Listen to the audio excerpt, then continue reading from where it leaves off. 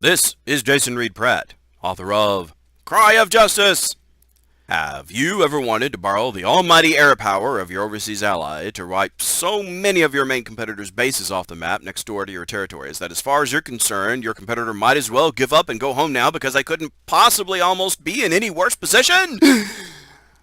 Me too! Fortunately, I'm playing the Army of the Republic of Vietnam for the first time during a full-team multiplayer run with the Crisis Grogs of Fire in the Lake, designed by Mark Herman and Volker Runke, and published by GMT Games. And on my last turn, I borrowed an American aircraft carrier, before it tragically burst into flames in real life, to send some phantoms downtown into Laos and North Vietnam, blasting 3 NVA bases, and one of their specs, off the map, and reducing NVA Dave's score to literally 1 point. And tangling up the Ho Chi Minh Trail a bit along the way. Unfortunately, Dave had already barfed a bunch of his troops into Laos and Cambodia, along with no small number of Special Force guerrillas, or specs as I like to call them, and he still has plenty of money to work with, half again more than I do in buying power, really. Kind of unfortunately for Dave, it's turn 15. The current event is now Chords. New upcoming, the next coup. NVA Dave is eligible for action, but not until U.S. Rich chooses first. The next coup. That happened pretty early. With a monsoon and a coup on the way, the United States has very limited movement operations, so he decides to train, and then does a bit of airstriking. 2 targets selected for training. In Pleiku, Rich brings in the final 3 yellow cubes and 3 orange from my available, which reestablishes coin control, 1 population point to the Arvin score, up to 36. My Arvin cash is down 3 to 41. In Kien Hua, he trains the final US spec, hidden of course, cost nothing. Kien Hua is also where Rich will use his pacification for the training operation, pacifying 2 levels, increasing the United States score by 2 population twice to 53. This reduces Arvin cash 6 points to 35.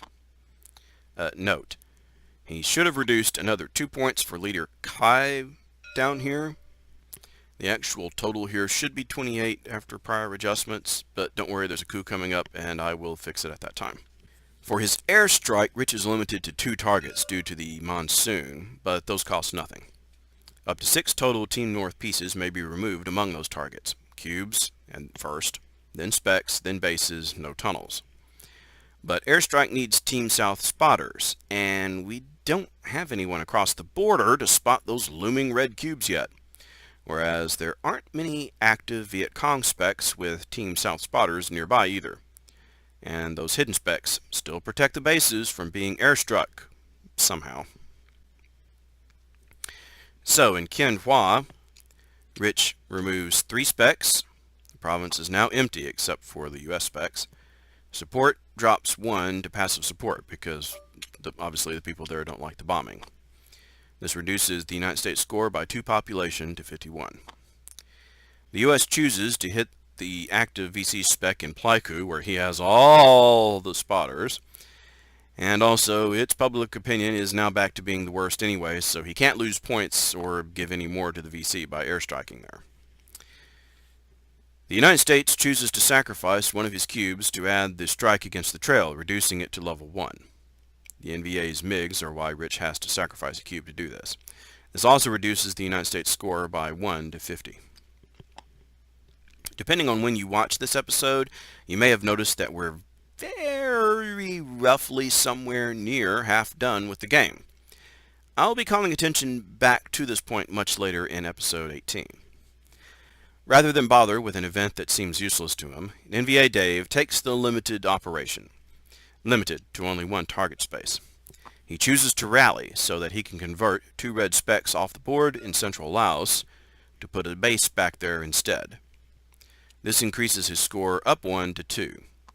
He pays another 2 cash, down to 13, in order to finish his limited rally with a trail improvement back up from level 1 to level 2. Both of these moves will help his economy from tanking completely very soon, because it's now time for turn 16, the start of the second coup. The coup is NGUYEN KHANALOO, and the upcoming event will be US Aid. As I'm moving the new leader into effect, which unexpectedly resizes the card in Tabletop Simulator as I drop it on the new stack, I realize that I should have been deducting an extra cash for every pacification level done since the start of the first coup, thanks to previous leader Kai. Going back and checking, that was -3 extra money for pacifications during the coup itself.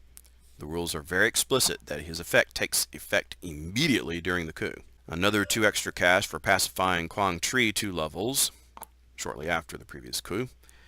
And another 2 cash for recently pacifying Ken Hua 2 levels, even though US Rich then airstruck off one of those support improvements. So Arvin cash is down 7 to 28. Phase 1. Has anyone won yet? No. Remember, we've got to go, both of us in Team South has got to go past our point, and only one in Team North has to. Phase 2. 2.1. Sabotage. No Team North control of Lokes, and Team South still coin controls all the cities, so there is no extra sabotage markers added. Phase 2.2. Trail control. No Team South forces on the trail, so no Team South control of trail provinces, so no trail degradation and no need to sacrifice Team South forces. Now it's time for Arvin earnings. I finally remembered to put those last 5 aid points on the track from training under my first regime leader. I counted them last time during the first coup, but I forgot to move the marker again at that time.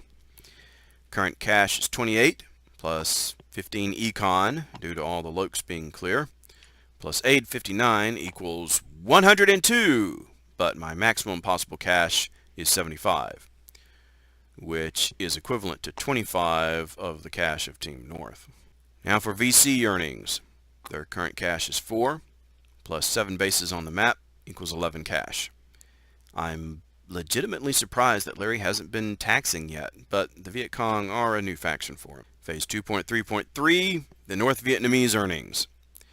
Their current cash is 14, plus 2 bases in trail provinces, plus 4 for double the current trail value of 2, equals 20 cash. According to my notes, we forgot to spend cash on his rallying the base into Central Laos last turn, so he has 1 more cash than he should. Note that Arvin has equivalently 25 cash. In fact, I can never under any circumstances hold more than an equivalent of 25 Team North cash. So NVA's 20 cash isn't bad, and the Viet Cong's 11 isn't completely sucky. Both Team North factions can theoretically, and for the VC often in practice, get more operational cash than Arvin ever can.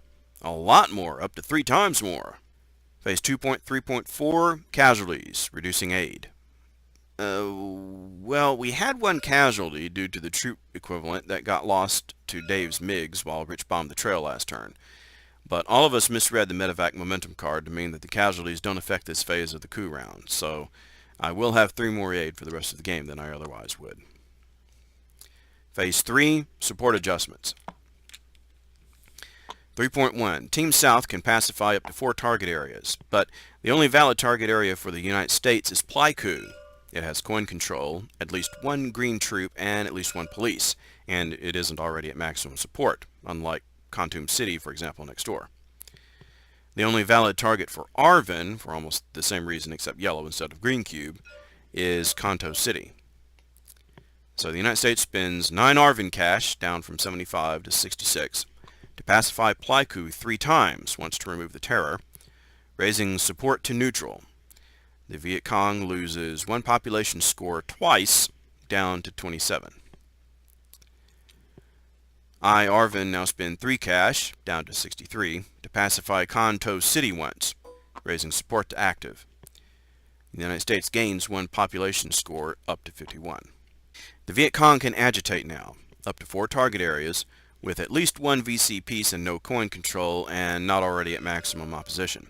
Out of the 3 valid areas currently, the Viet Cong chooses Quang Tri and Pleiku, 1 cache each, down 2 VC cache to 9.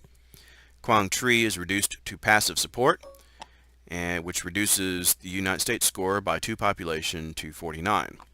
Pleiku is reduced to passive opposition, which increases the Viet Cong score by 1 population to 28. Phase 4, redeployment. There are no Team South forces on the trail, so we don't have to remove any. ARVN must move troops from Lokes and from provinces without coin bases to Saigon, to any non-NVA cities, or to areas with South bases, but I don't have any such troops to move. I may move troops, any troops, already in such places, among such places. So I'm going to take 5 troops from Pleiku and move them to Hue. I, ARVN, may also move any of my police from anywhere to any Lokes or to any coin control areas, but for this time I don't choose any movement. The NVA may move any number of his troops from any number of spaces on the map to any spaces with red bases. He chooses to move 6 troops to central Laos, 3 from the Fishhook, and 3 from southern Laos.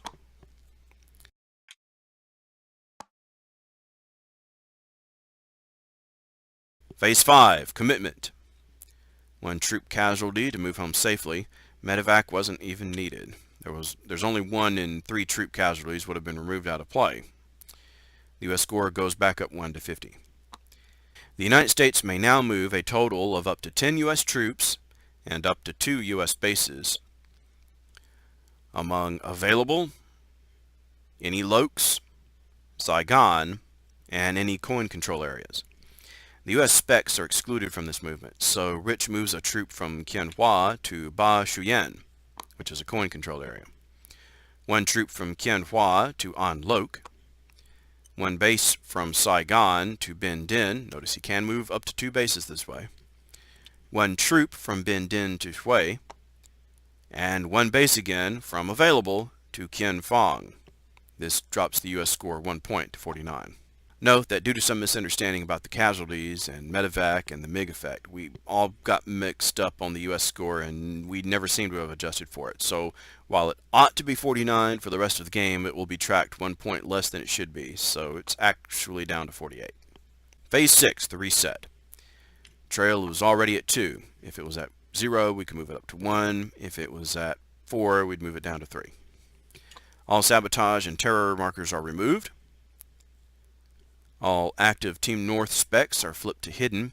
This should have been everyone's specs, but I misread the rule against myself and Rich on Team South, since we did have specs to flip. The medevac momentum discards, which I've already done.